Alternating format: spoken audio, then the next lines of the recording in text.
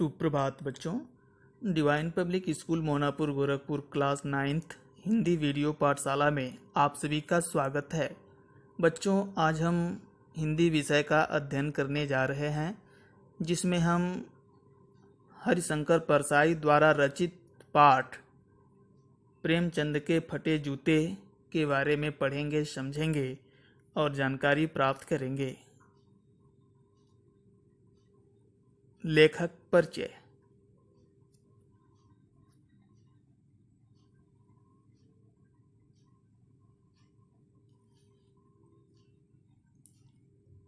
हरिशंकर परसाई का जन्म सन 1922 में मध्य प्रदेश में होशंगाबाद जिले के जमानी गांव में हुआ था। गांव से प्रारंभिक शिक्षा प्राप्त करने के बाद वे नागपुर चले आए। नागपुर विश्वविद्यालय से उन्होंने एमए हिंदी की परीक्षा उत्तीर्ण की। कुछ दिनों तक उन्होंने अध्यापन कार्य किया। इसके बाद उन्होंने सन 1947 से स्वतंत्र लेखन आरंभ कर दिया। उन्होंने जबलपुर से वसुधा पत्रिका का प्रकाशन किया, परंतु घाटा होने के कारण इसे बंद करना पड़ा। उन्होंने विषम परिस्थितियों से कभी हार नहीं मानी। सन 1995 में उनका निधन हो गया, उनकी मृत्यु हो गई। प्रमुख रचनाएं। हरिशंकर परसाई ने अत्यधिक मात्रा में लेखन कार्य किया। उनकी अनेक पुस्तकें प्रकाशित हो चुकी हैं। उनकी प्रमुख रचनाएं इस प्रकार हैं। कहानी संग्रह हंसते हैं रोते हैं, जैसे उनके दिन फिरे। उपन्यास रानी नागफनी की कहानी, तट की खोज। निबंध संग्रह तब की बात और थी, भूत के पांव पीछे, बेईमानी की परत, पगडंडियों का जमाना, शिकायत मुझे भी हैं, सदाचार का तावीज और अंत में। व्यंग्य संग्रह वैष्णव की फिसलन, तिरछी रेखाएं, ठिठुरता हुआ गणतंत्र, विकलांग श्रद्धा का दौर। हरिशंकर परसाई हिंदी साहित्य के श्रेष्ठ व्यंग्यकार माने जाते हैं। उन्होंने अपनी व्यंग्य रचनाओं में हंसाने के साथ साथ समाज में व्याप्त कुरीतियों पर भी करारा चोट की है। उनकी अधिकतर रचनाएं भारतीय जीवन के पाखंड, भ्रष्टाचार आदि पर लिखी गई हैं। उन्होंने सामाजिक, राजनैतिक और साहित्यिक जीवन में समाई बुराई, बेईमानी, भ्रष्टाचार को अपना विषय बनाया। भाषा शैली।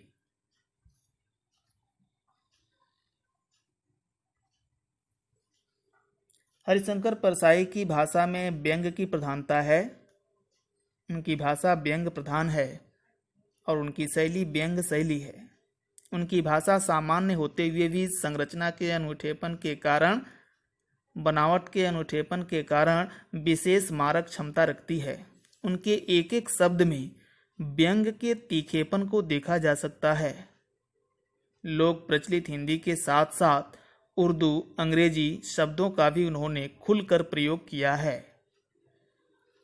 पाठ परिचय।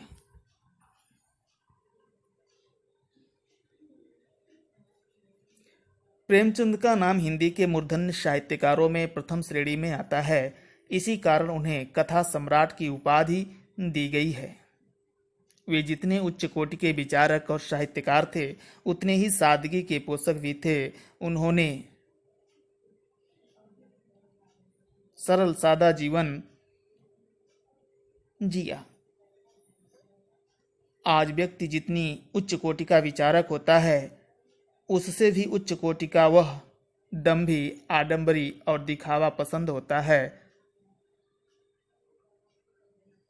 अर्थात वह उतना ही दंभी, ढोंगी होता है और दिखावा करता है। प्रेमचंद के व्यक्तित्व की सादगी और वर्तमान की दिखावे की प्रवृत्ति एवं अवसरवादिता, यानी अवसरवादी एवं स्वार्थी लोगों पर लेखक हरिशंकर परसाई ने करारा व्यंग्य प्रस्तुत पाठ में किया है। प्रेमचंद के फटे जूते नामक इस पाठ में वर्तमान के तथा कथित सभ्य और पढ़े लिखे समाज की वैचारिक सोच पर चोट की गई है तथा साथ ही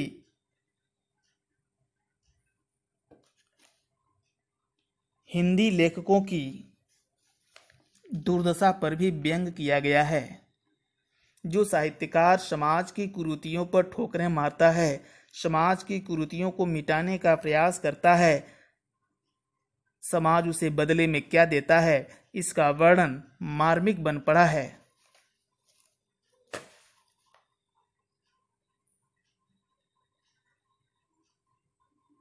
बच्चों, अब हम प्रेमचंद के फटे जूते पाठ को पढ़ेंगे। तो आइए पढ़ते हैं इस पाठ को। पहला पैराग्राफ, चलिए शुरू करते हैं।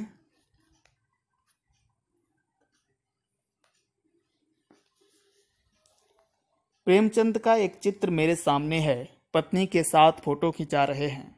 सिर पर किसी मोटे कपड़े की टोपी, कुर्ता और धोती पहने हैं। कनपटी चिपकी है, गालों की हड्डियां उभर आई हैं, पर घनी मूछें चेहरे को भरा भरा बतलाती हैं। पाँव में कैनवस के जूते हैं, जिनके बंद बेतरतीब बंधे हैं। लापरवाही से उपयोग करने पर बंद के सिरों पर की लोहें की पतरी निकल जाती है और छेदों में बंद डालने में परेशानी होती है। तब बंद कैसे भी कैसे लिए जाते हैं। दाहिने पांव का जूता ठीक है, मगर बाएं जूते में बड़ा छेद हो गया है, जिसमें से अंगुली बाहर निकल आई है। कनपटी, कनपटी माने होता है कानों के पास का हिस्सा। कैनवस, कैनवस माने एक प्रकार का मोटा कपड़ा। बंद, बंद माने फीता। बेतरतीब, बेतरतीब माने बेढंगे और व्यवस्थित।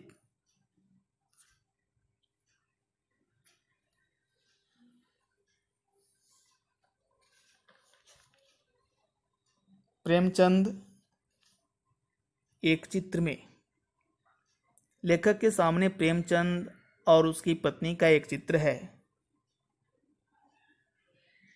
प्रेमचंद कुर्ता धोती पहने हैं, सिर पर टोपी है, गालों की हड्डियां उभर आई हैं,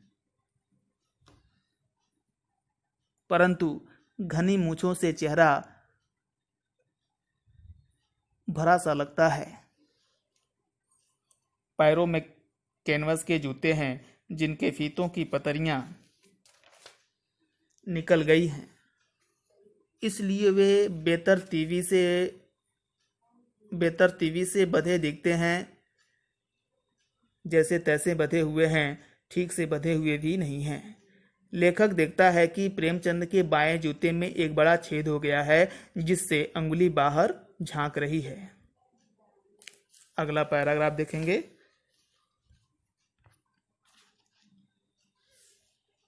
मेरी दृष्टि इस जूते पर अटक गई है। सोचता हूँ फोटो खिंचाने की अगर यह पोशाक है तो पहनने की कैसी होगी। नहीं, इस आदमी की अलग अलग पोशाकें नहीं होंगी। इसमें पोशाकें बदलने का गुण नहीं है। यह जैसा है वैसा ही फोटो में खिंच जाता है। मैं चेहरे की तरफ देखता हूँ। क्या तुम्हें मालूम है मेरे साहित्यिक पुरखे कि तुम्हारा जूता फट गया है?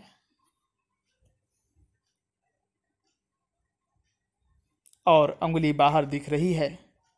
क्या तुम्हें इसका जरा भी एहसास नहीं है?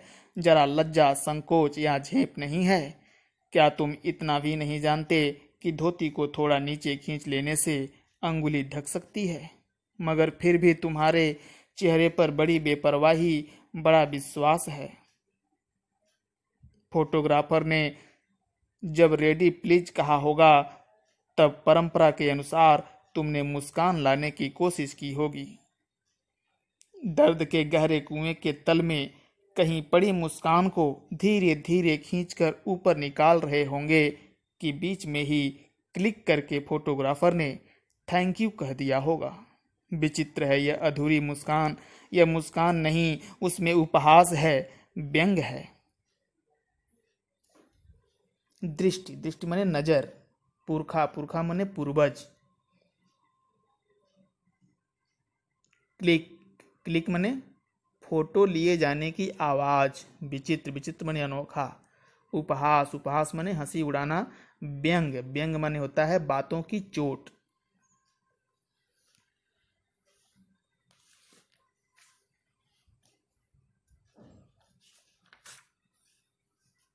लेखक की चिंता। प्रेमचंद के फटे जूते देखकर लेखक चिंता में पड़ जाता है कि यदि फोटो खिंचाते समय यह वेशभूषा है तो फिर वास्तविक जीवन में वे कैसे रहते होंगे। फिर लेखक सोचता है कि प्रेमचंद जैसा सच्चा सरल व्यक्ति घर और बाहर की अलग अलग पोशाकें शायद ही रखेगा। प्रेमचंद को लेखक अपना साहित्यिक पूर्वज मानता है।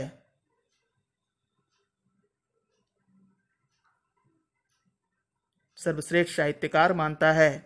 वह सोचता है कि वे हमारे पूर्वज हैं, फिर भी वे अपने फटे जूतों की ओर से बेपरवाह हैं। उन्हें अपने फटे जूते की फिक्र नहीं है और इसके बावजूद उनके चेहरे पर विश्वास देखते ही बनता है।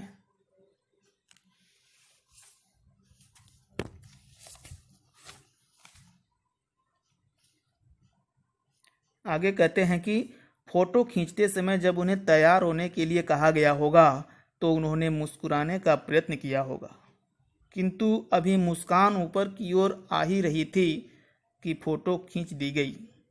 उनकी इस अधूरी मुस्कान से उपहास और व्यंग झलकता है। अगला पैराग्राफ।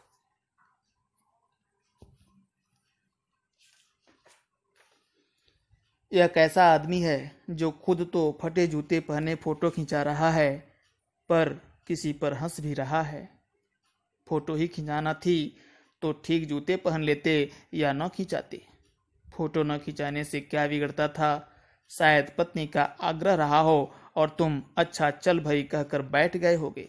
मगर यह कितनी बड़ी ट्रेजेडी है कि आदमी के पास फोटो खिंचाने को भी जूता न हो। मैं तुम्हारी यह फोटो देखते देखते तुम्हारे क्लेश को अपने भीतर महसूस करके जैसे रो पड़ना चाहता हूँ, मगर तुम्हारी आंखों का यह तीखा दर्द भरा व्यंग मुझे एकदम रोक देता है। आग्रह, आग्रह माने जोर, ट्रेजेडी, ट्रेजेडी माने दुखद बात, क्लेश, क्लेश माने दुख।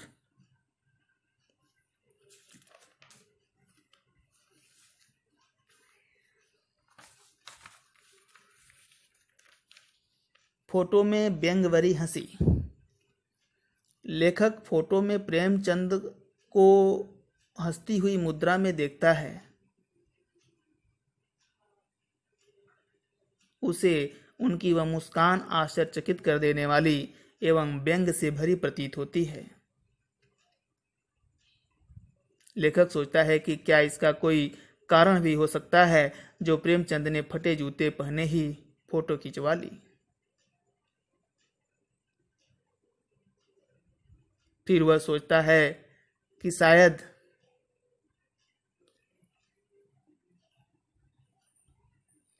पत्नी ने फोटो खिंचाने के लिए कहा होगा। पत्नी के कहने पर फोटो खिंचवा लिया होगा।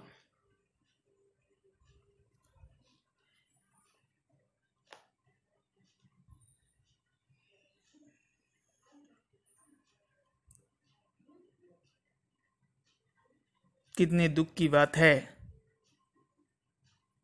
कि प्रेमचंद के पास फोटो खिंचाने के लिए ठीक से एक जोड़ी जूते भी न थे।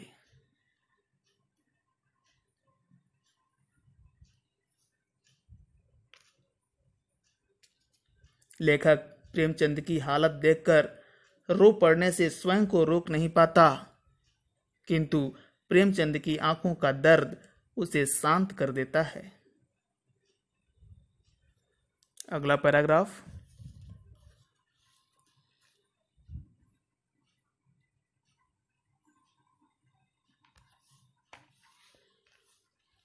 तुम फोटो का महत्व नहीं समझते, समझते होते तो किसी से फोटो खिंचाने के लिए जूते मांग लेते। लोग तो मांगे के कोट से बर दिखाई करते हैं और मांगे की मोटर से बारात निकालते हैं। फोटो खिंचाने के लिए तो बीबी तक मांग ली जाती है। तुमसे जूते ही मांगते नहीं बने। तुम फोटो का महत्व नहीं जानते। लोग तो इत्र चुपड़ कर फोटो खिंचाते हैं जिससे फोटो में खुशबू आ जाए। गंदे से गंदे आदमी की फोटो भी खुशबू देती है।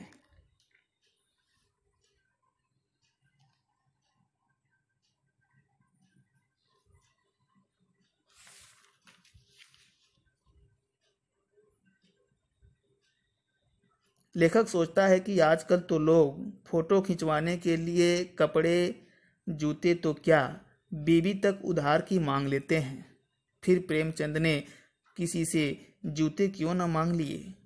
आजकल लोग इत्र, तेल फुलेल लगाकर फोटो खिंचवाते हैं, जिससे कि फोटो में से खुशबू आए, फोटो में भी उसकी महक आ जाए। गंदे आदमियों की फोटो में भी खुशबू आती है। प्रेमचंद का फटा जूता देखकर लेखक का मन बार बार ग्लानि से भर उठता है।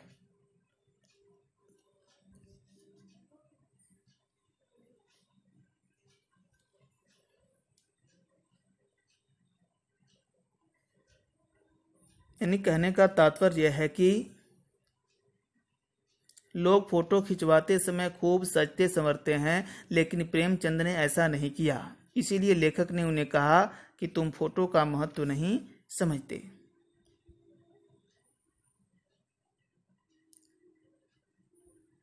लोग फोटो में सुंदर से सुंदर और धनी संपन्न दिखने की कोशिश करते हैं। वे इसके लिए उधार के जूते, उधार का कोट, यहाँ तक कि बीवी भी उधार की मांग लेते हैं।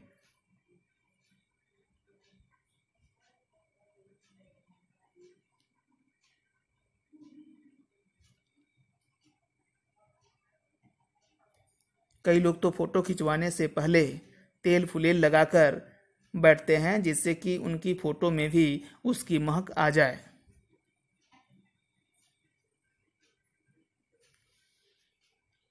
गंदे से गंदे आदमी की फोटो भी खुशबू देती है। इस कथन में लेखक ने व्यंग किया है कि गंदे आदमी भी जब फोटो खिंचवाते हैं तो अपनी छवि सुंदर बनाकर आते हैं। वे हर प्रकार के सौंदर्य प्रसाधन, तेल फुलेल आदि लगाते हैं, अपनी गंदगी को छिपाने का हर संभव प्रयास करते हैं।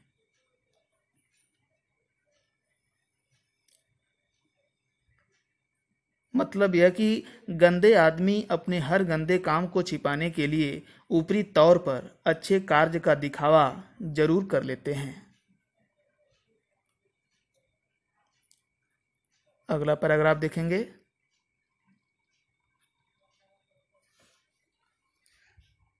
टोपी 8 आने में मिल जाती है और जूते उस जमाने में भी 5 रुपए से कम में क्या मिलते होंगे। जूता हमेशा टोपी से कीमती रहा है। अब तो जूते की कीमत और बढ़ गई है और एक जूते पर 2500 टोपियां न्यौछावर होती हैं। तुम भी जूते और टोपी के आनुपातिक मूल्य के मारे हुए थे। यह विडंबना मुझे इतनी तीव्रता से पहले कभी नहीं चुभी जितनी आज चुभ रही है। जब मैं तुम्हारा फटा जूता देख रहा हूँ। तुम महान कथाकार, उपन्यास सम्राट, युग प्रवर्तक, जाने क्या क्या कहलाते थे, मगर फोटो में भी तुम्हारा जूता फटा हुआ है।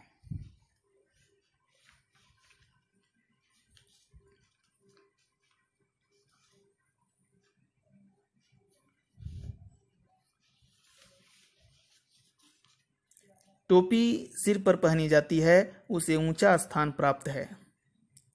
इस प्रकार टोपी ऊंचे लोग, सम्मानित व्यक्ति,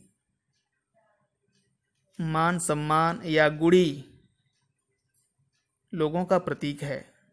जूते पैरों में पहने जाते हैं, उन्हें शरीर का सबसे नीचे का स्थान दिया जाता है। इस प्रकार जूते नीचे लोग या तुच्छ प्राणी अथवा धनवान लोगों का प्रतीक है।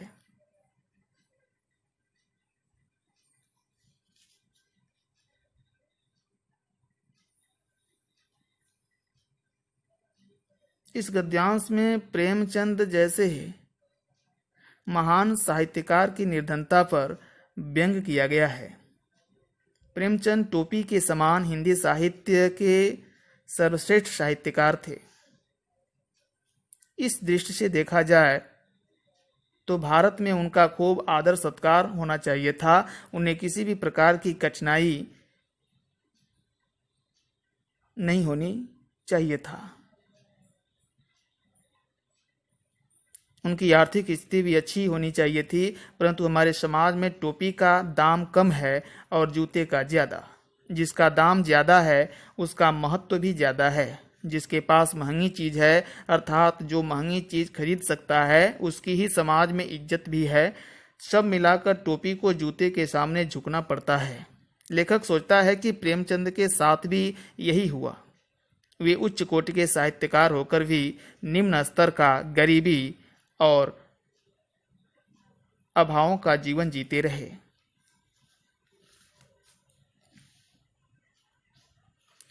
लेखक को यह विडंबना बहुत चुभी कि प्रेमचंद जैसा शीर्षस्थ साहित्यकार, जिसे उच्च कोटि का कथाकार, महान उपन्यासकार, युग प्रवर्तक आदि न जाने क्या क्या कहकर सम्मान दिया जाता रहा, पहनने के लिए एक जोड़ी ठीक ठाक जूता भी न जुटा सका।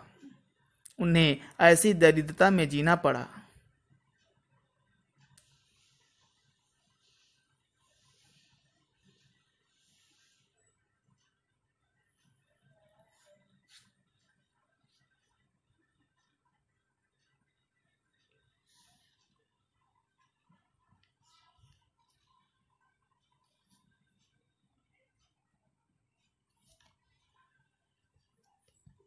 अगला पैराग्राफ। मेरा जूता भी कोई अच्छा नहीं है, यूं ऊपर से अच्छा दिखता है। अंगुली बाहर नहीं निकलती, पर अंगूठे के नीचे तला फट गया है। अंगूठा जमीन से घिसता है और पैनी मिट्टी पर कभी रगड़ खाकर लहूलुहान भी हो जाता है। पूरा तला गिर जाएगा, पूरा पंजा छिल जाएगा, मगर अंगुली बाहर नहीं दिखेगी। तुम्हारी अंगुली दिखती है पर पांव सुरक्षित है। मेरी अंगुली ढकी है पर पंजा नीचे घिस रहा है। तुम पर्दे का महत्व ही नहीं जानते, हम पर्दे पर कुर्बान हो रहे हैं।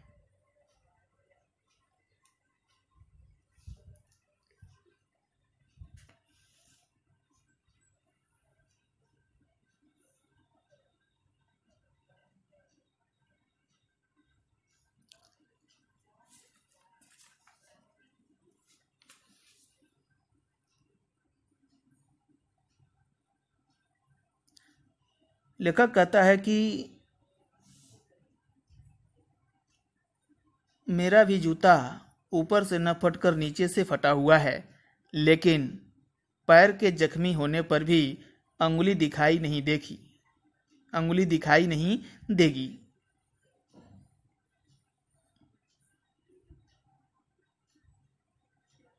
लेखक जैसे लोग वास्तविकता को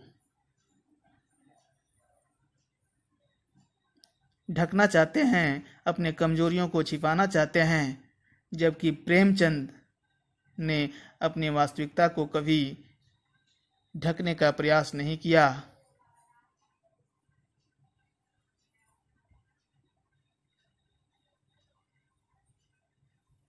उन्होंने कभी दिखावा नहीं किया।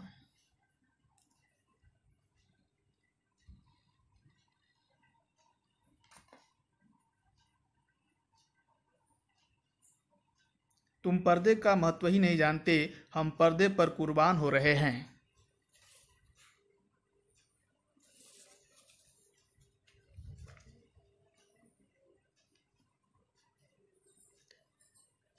इसका मतलब यह है कि प्रेमचंद ने कभी पर्दे को, अर्थात लुकाव छिपाव को महत्व नहीं दिया। उन्होंने वास्तविकता को कभी ढकने का प्रयास नहीं किया। वास्तविकता को उन्होंने बड़ी सरलता और सहजता के साथ स्वीकार किया।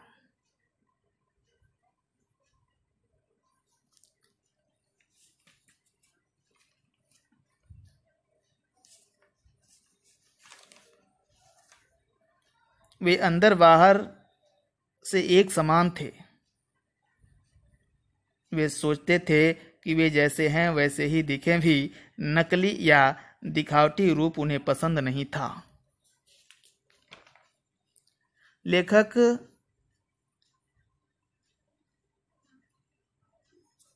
आज के लोगों का पर्दे के प्रति आकर्षण देखकर व्यंग करता है कि हम तो पर्दे को बड़ा गुण मानते हैं। आज के युग में अपने दोष छुपाकर अपनी अच्छी छवि दिखाना ही होशियारी है। ऐसा ही व्यक्ति आज गुणी और श्रेष्ठ माना जाता है।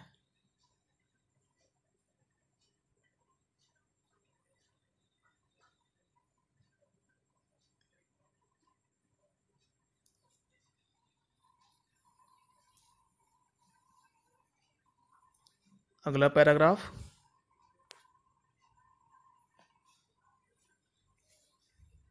तुम फटा जूता बड़े ठाठ से पहने हो, मैं ऐसे नहीं पहन सकता। फोटो तो जिंदगी भर इस तरह नहीं खिंचाऊं, चाहे कोई जीवनी बिना फोटो के ही छाप दे। तुम्हारी यह व्यंग मुस्कान मेरे हौसले पस्त कर देती है। क्या मतलब है इसका? कौन सी मुस्कान है यह?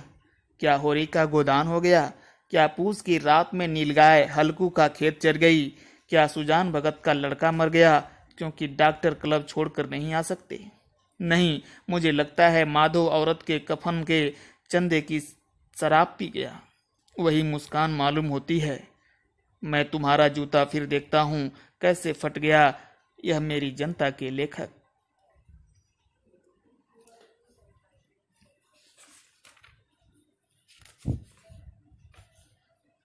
ठाठ, ठाठ माने शान, सुख। हौसला पस्त करना, हौसला पस्त करना मतलब होता है जोश समाप्त करना।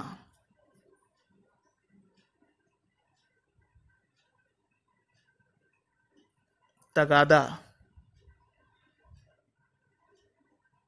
तगादा माने जल्दी देने के लिए जोर डालना।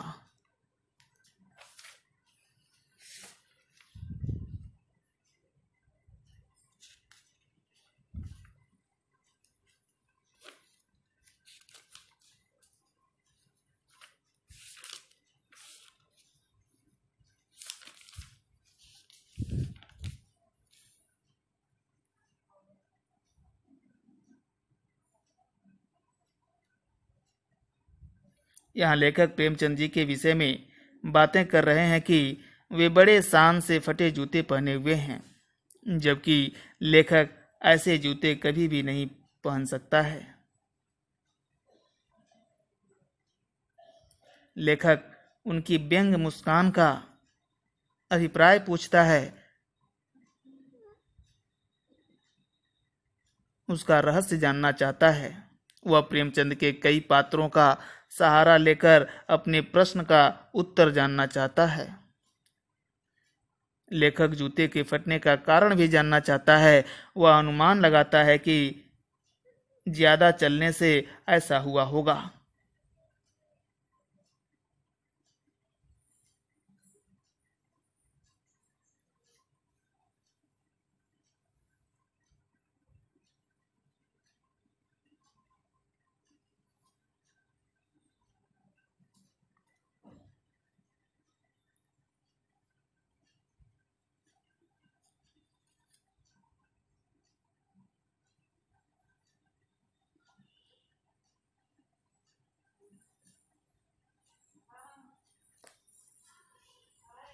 लेखक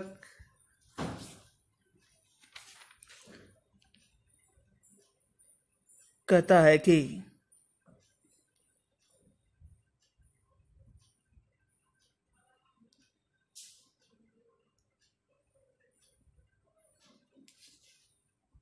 प्रेमचंद की मुस्कान में छिपा व्यंग और रहस्य क्या है? क्या कोई हादसा हो गया है? किसी होरी का गोदान हो गया क्या?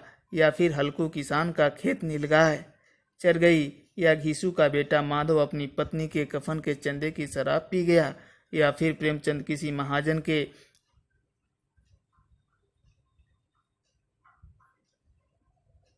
तगादों से बचने के लिए लंबा चक्कर लगाकर घर लौटते रहे?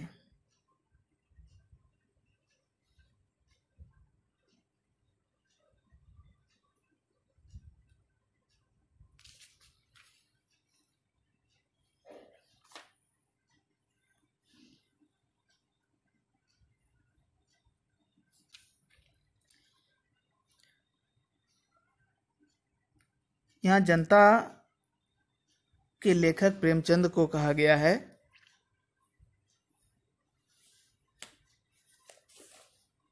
उन्होंने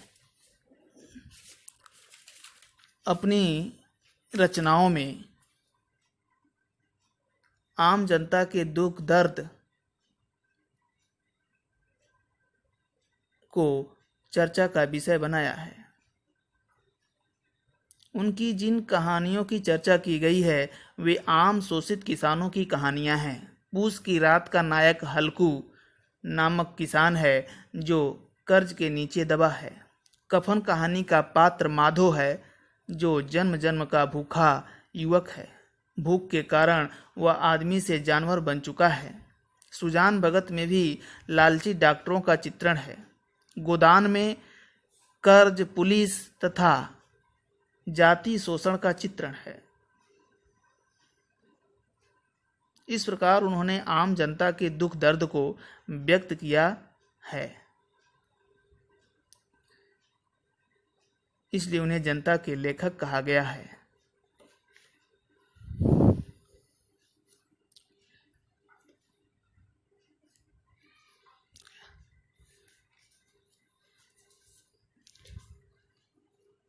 अगला पैराग्राफ। क्या बहुत चक्कर काटते रहे, क्या बनिए के तगादे से बचने के लिए मील 2 मील का चक्कर लगाकर घर लौटते रहे। चक्कर लगाने से जूता फटता नहीं है, घिस जाता है। कुंभन दास का जूता भी फतेहपुर सिकरी आने जाने में घिस गया था। उसे बड़ा पछतावा हुआ। उसने कहा, आवत जात पन्हैया घिस गई, बिसर गयो हरिनाम।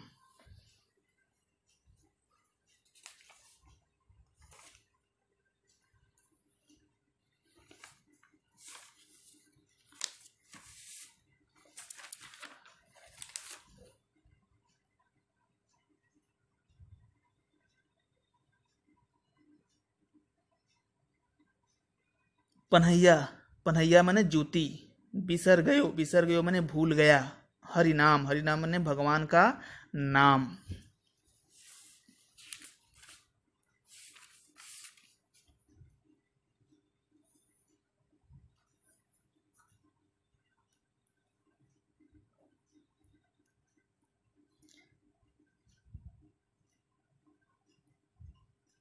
लेखक जूते के फटने का कारण भी जानना चाहता है। वह अनुमान लगाता है कि ज़्यादा चलने से ऐसा हुआ होगा, किंतु ज़्यादा चलने से जूता फटता नहीं, घिस जाता है।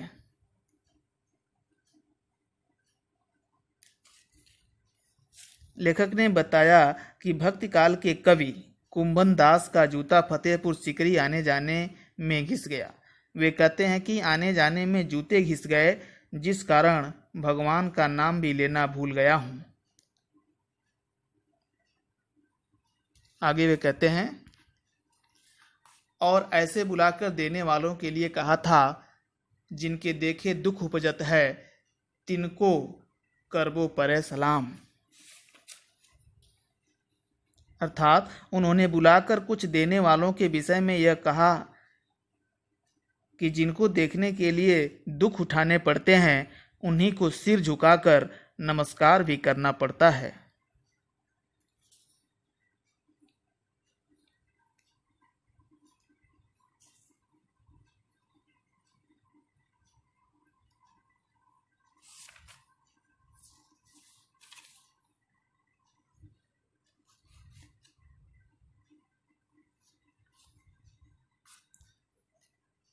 अगला पैराग्राफ। चलने से जूता घिसता है, फटता नहीं। तुम्हारा जूता कैसे फट गया? मुझे लगता है तुम किसी सख्त चीज को ठोकर मारते रहे हो। कोई चीज जो परत पर परत सदियों से जमी गई है, उसे शायद तुमने ठोकर मार मार कर अपना जूता फाड़ लिया। कोई टीला जो रास्ते पर खड़ा हो गया था, उस पर तुमने अपना जूता आजमाया। तुम उसे बचाकर उसके बगल से भी तो निकल सकते थे। टीलों से समझौता भी तो हो जाता है। सभी नदियां पहाड़ थोड़े ही फोड़ती हैं, कोई रास्ता बदलकर घूमकर भी तो चली जाती हैं। तुम समझौता कर नहीं सके। क्या तुम्हारी भी वही कमजोरी थी जो होरी को ले डूबी? वही नेम धर्म वाली कमजोरी? नेम धर्म उसकी भी जंजीर थी। मगर तुम जिस तरह मुस्कुरा रहे हो, उससे लगता है कि शायद नेम धर्म तुम्हारा बंधन नहीं था, तुम्हारी मुक्ति थी।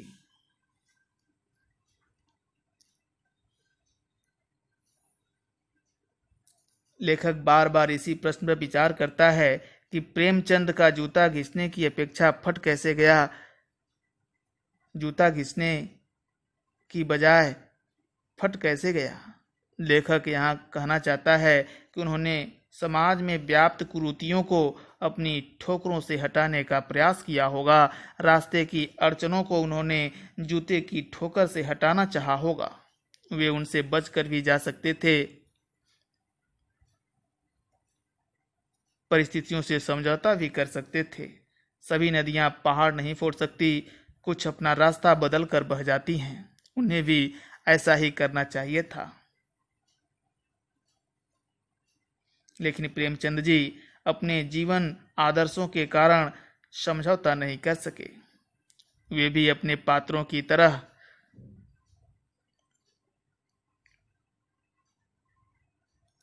नियमों का पालन करने वाले थे। उनके नियम कभी भी उनके बंधन नहीं बने।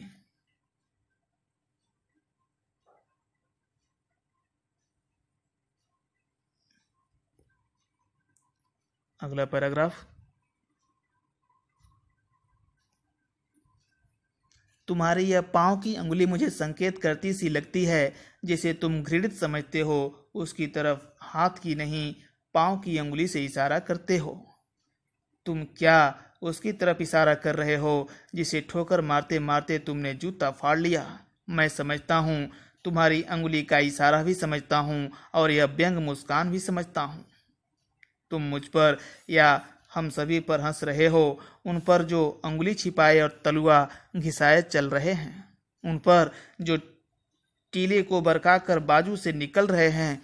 तुम कह रहे हो मैंने तो ठोकर मार मार कर जूता फाड़ लिया, अंगुली बाहर निकल आई पर पांव बचा रहा और मैं चलता रहा। मगर तुम अंगुली को ढांकने की चिंता में तलुए का नाश कर रहे हो। तुम चलोगे कैसे।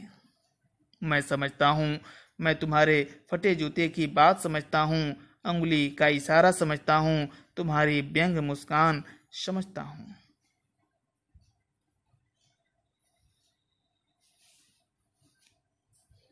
नेम धर्म माने होता है नियम पालन करने को अपना कर्तव्य मानना। जंजीर माने बंधन। मुक्ति माने आजादी। घृणित माने घृणा के योग्य। बरकाकर माने बचाकर।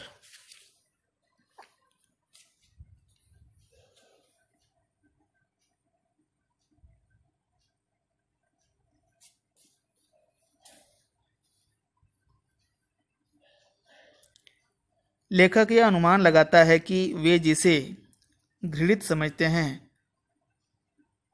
घृणा करने योग्य समझते हैं, उसकी तरफ पैर की अंगुली से इशारा करते हैं।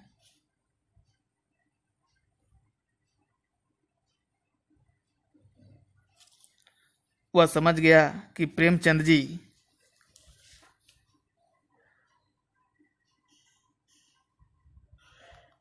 समाज में व्याप्त भेदभाव और दिखावे के व्यवहार को देखकर मुस्कुरा रहे हैं। वे अवसरवादी और स्वार्थी लोगों पर व्यंग कर रहे हैं, जो वास्तविकता को छिपाते हैं, संघर्षों से बचकर निकलते हैं, उन पर हंस रहे हैं। प्रेमचंद जी का कहना था कि मैं यथार्थ का सामना करते हुए आगे बढ़ा, दुख झेले किंतु अपने अस्तित्व को बनाए रखा।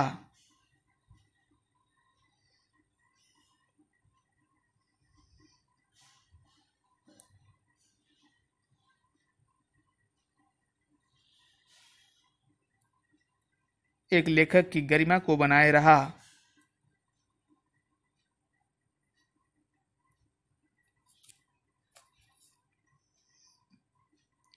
ईमानदारी से लेखक के कर्तव्य का पालन करता रहा।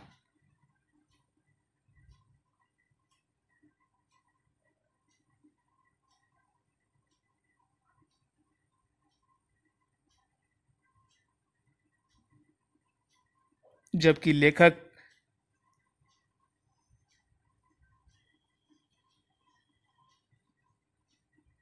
जैसे लोग वास्तविकता को छिपाने के लिए अपने अस्तित्व, अपने मान सम्मान को नष्ट करते जा रहे हैं, ऐसी परिस्थितियों में वे कैसे जीवन व्यतीत कर सकेंगे।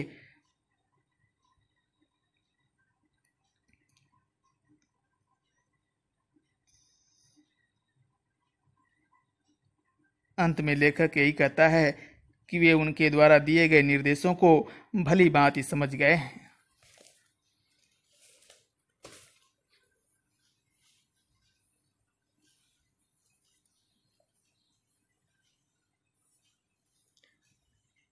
कहने का तात्पर्य है कि लेखक कहता है कि प्रेमचंद उन सभी लोगों पर व्यंग कर रहे हैं जो अपनी कमजोरियों को ऊपर से छिपाने में लगे हैं, किंतु भीतर ही भीतर परेशान भी हैं। वे उन सभी लोगों पर भी हंस रहे हैं जो अपने उद्देश्य के मार्ग में आई बाधाओं के कारण अपना रास्ता बदल लेते हैं। मुसीबतों को सुलझाने की बजाय उन्हें वैसा ही छोड़कर आगे बढ़ जाते हैं। इस प्रकार वे कुरीतियों को मिटाते नहीं हैं और उन्हें जड़ जमाने का अवसर प्रदान करते हैं। प्रेमचंद की मुस्कान में एक ऐसा व्यंग छिपा हुआ है, मानो वे कह रहे हों, मैंने ठोकरें मार मार कर अपना जूता फाड़ लिया, मेरी अंगुली जूता फाड़ कर बाहर निकल आई, परंतु पांव बचा रहा, इसलिए मैं चलता रहा, आगे बढ़ता रहा। मैंने मुसीबतें झेली, कष्ट सहे, गरीबी झेली, किंतु अपने आत्मबल को बनाए रखा। इसी आत्मबल के सहारे मैं अपना साहित्य कर्म भी ईमानदारी से करता रहा।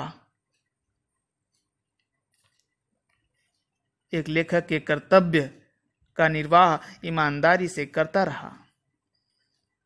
परंतु जो लोग दिखावटी जीवन जीने में अपना आत्मबल खो रहे हैं, उनका जीवन कैसा हो जाएगा? वे अपने जीवन के उद्देश्य की प्राप्ति कैसे करेंगे? उनका जीवन किसी लक्ष्य को कैसे प्राप्त कर सकेगा? प्रेमचंद को उनके चलने की चिंता है जो अंगुली को ढांकने के प्रयास में अपने तलवे को बेकार कर रहे हैं। अर्थात प्रेमचंद को अपने युग के उन लेखकों की चिंता है जो दिखावटी जीवन जी रहे हैं और इसी कारण अंदर ही अंदर सिमटते जा रहे हैं, जो संकटों को न झेलने के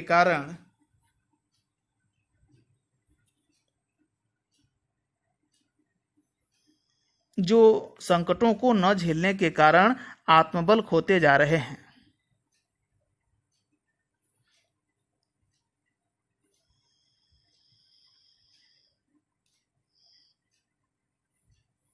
जो संकटों को न झेलने के कारण आत्मबल खोते जा रहे हैं। प्रेमचंद को ऐसा लगता है कि जीवन की वास्तविकता को उसी रूप में स्वीकार किए बिना, संकटों का आमना सामना किए बिना लेखन या कोई अन्य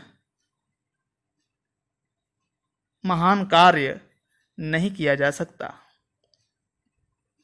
श्रेष्ठ कर्म या महान कार्य करने के लिए जीवन में वास्तविकता को समझना होगा, उसका सामना करना होगा।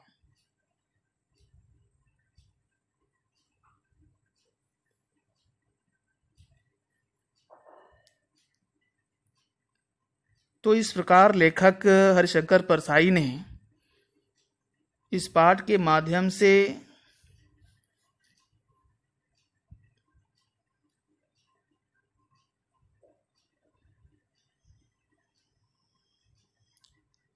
उन लोगों पर व्यंग किया है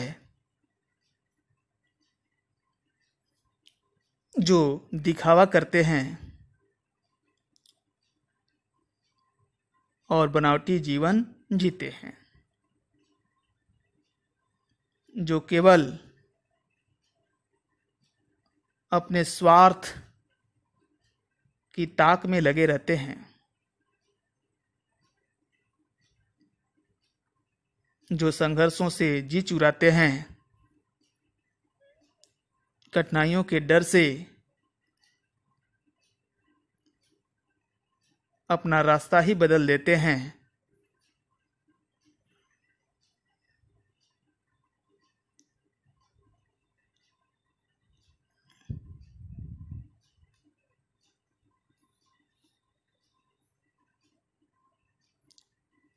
अच्छे कार्य या महान कार्य करने के लिए संकटों का आमना सामना करना ही होगा।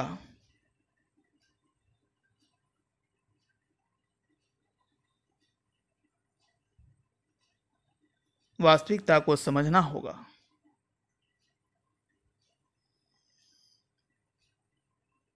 बिना संकटों का आमना सामना किए, बिना वास्तविकता को समझे,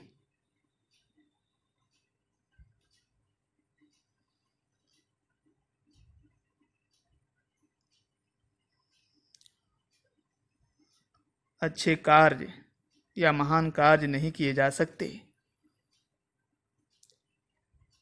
इसलिए दिखावा या प्रदर्शन करना छोड़ो, अंदर से मजबूत बनो।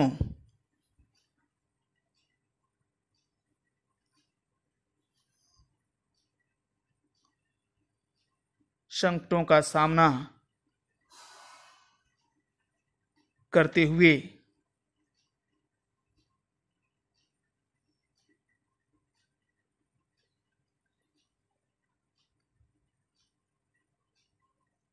अपने लक्ष्य की ओर बढ़ते रहो।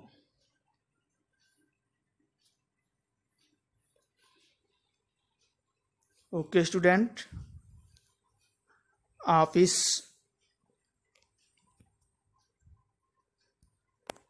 पाठ को पढ़ेंगे, समझेंगे और भली भांति तैयार करेंगे।